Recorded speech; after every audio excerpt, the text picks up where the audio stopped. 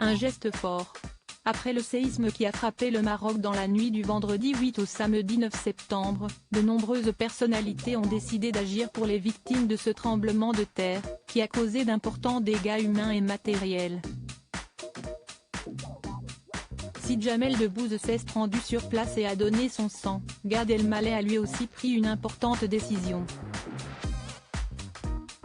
Ce mercredi 13 septembre, celui qui avait déjà appelé à la solidarité s'est emparé de son compte Instagram pour partager une grande nouvelle.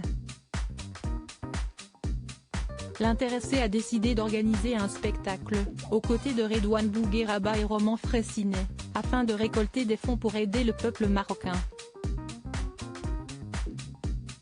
À l'occasion d'un spectacle intitulé Show Solidarité Maroc, les trois humoristes se produiront le 2 octobre prochain, au Dôme de Paris, Palais des Sports, à partir de 20 h. Le gouvernement marocain a mis en place le fonds 126 pour venir en aide en urgence aux victimes de la tragédie qui a frappé le pays. Nous reverserons l'intégralité des recettes à ce fonds.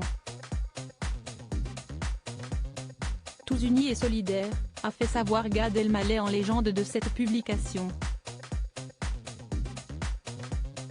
Une initiative qui a rapidement été saluée par les internautes. Merci Gad. Tu es le meilleur.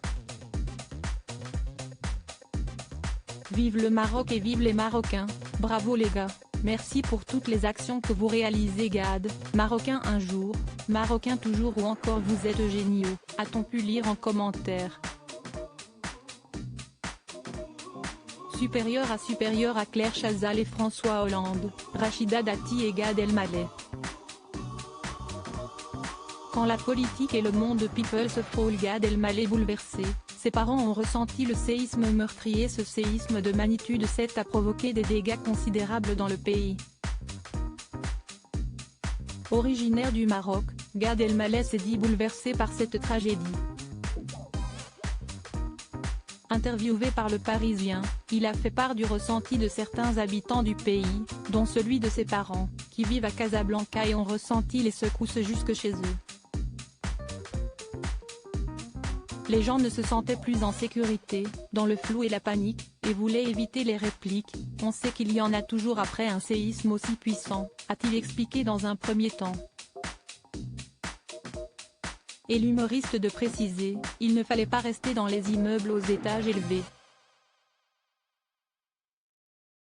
Beaucoup se sont retrouvés dans la rue en pleine nuit ou, quand ils pouvaient, dans des maisons de plain-pied, parce qu'ils se sentaient plus en sécurité, a détaillé celui qui a prévu de se rendre sur place dès que possible.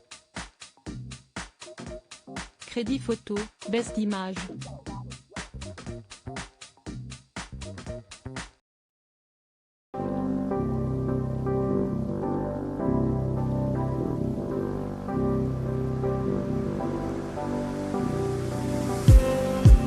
Just need